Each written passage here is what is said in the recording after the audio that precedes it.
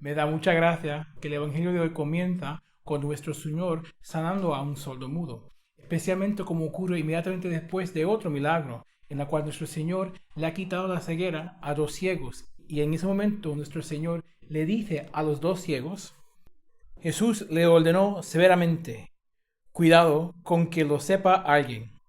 Pero ellos, al salir, hablaron de él por toda la comarca. Pues inmediatamente después de esto, como dice en el mismo Evangelio, estaban ellos todavía saliendo cuando le llevaron a Jesús un endemoniado mudo. Y después de echar el demonio, el mudo habló. Nuestro Señor acaba de mandar a Dios ciegos a no hablar, y después, cuando sana a un sordo mudo, por supuesto el sordo mudo va a hablar, tiene que hablar para probar el milagro, pero va a hablar. ¿Y de qué va a hablar? ¿De qué va a hablar? Va a hablar de lo que el Señor le ha hecho. Y en el contexto entero de esta parte del Evangelio de San Mateo, esto es importantísimo, porque tenemos que recordarnos que cuando Mateo escribió el Evangelio, no habían ni capítulos ni versículos. Entonces son pedazos de textos que sirven para demarcar la estructura del Evangelio.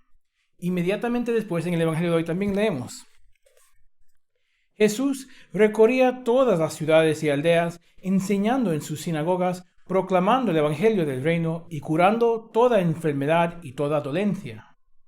Si nos recordamos, en el cuarto libro dice esto: Jesús recorría toda Galilea, enseñando en sus sinagogas, proclamando el Evangelio del reino y curando toda enfermedad y toda dolencia en el pueblo. Esto en el capítulo 4 es el comienzo de esta parte del texto que sirve con Jesús enseñando y curando con el Sermón del Monte y después los varios milagros que hemos estado viendo en las últimas 2 y 3 semanas. Y entonces, cuando esta frase aparece en el Evangelio de hoy, es el final de ese bloque. Y el final de ese bloque termina con nuestro Señor, no solamente diciendo a los ciegos que no hablen, y los ciegos hablan como quiera, pero no, sino inmediatamente después curando a un sordo mudo, y por supuesto el sordo mudo habla. Y es bien interesante porque creo que lo que Mateo está tratando de decirnos es que el Evangelio no se puede callar. El Evangelio se va a esparcir. La buena noticia es tan buena que aunque todo el mundo trabaje contra ella, se va a seguir esparciendo por toda la tierra. El Señor siempre va a sembrar las semillas del Evangelio en todo el mundo. Y esas semillas van a crecer. Pero inmediatamente después que cura al sordomudo, aparecen los fariseos. Este echa a los demonios con el poder del jefe de los demonios. San Mateo nos enseña otra cosa sobre el Evangelio. No es solamente que no se puede parar la difusión del Evangelio. El Evangelio siempre va a difundirse en todos lugares, pero es que el mundo tiene enemistad con el Evangelio. El mundo no lo quiere aceptar y el mundo va a buscar cualquier razón para pelear contra el Evangelio. Y eso es bien interesante, porque estas dos cosas entonces llevan a Jesús a la próxima sección del Evangelio de Mateo. Porque Jesús, al ver a las muchedumbres, se compadecía de ellas, porque estaban extenuadas y abandonadas, como ovejas que no tienen pastor. Entonces dice a sus discípulos: la mies es abundante, pero los trabajadores son pocos.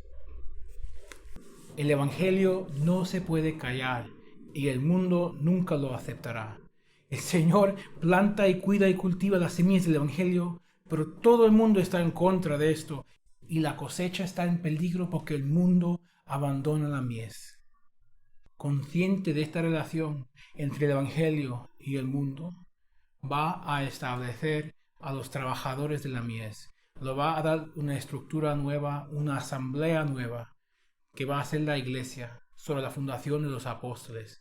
En las próximas partes del Evangelio de San Mateo es Jesús haciendo eso mismo. Jesús llamando a los apóstoles, Jesús enviándolos, Jesús dando parábolas del reino y parábolas de la iglesia y de cómo funcionará la iglesia y la comunidad de los cristianos.